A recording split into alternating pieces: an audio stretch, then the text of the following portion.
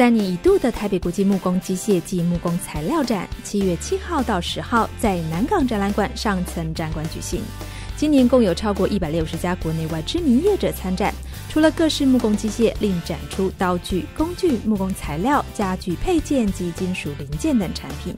台湾是仅次于德国、意大利及中国大陆的第4大木工机械出口国，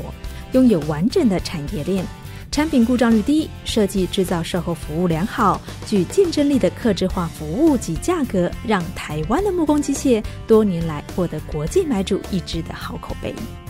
为了打造台北国际木工机械暨木工材料展成为业者相互交流、了解最新产业趋势的管道，主办单位外贸协会另极力洽邀国外买主来台参与贸易洽谈会，并接力办理往年颇受好评的木工机械设计暨优良产品竞赛。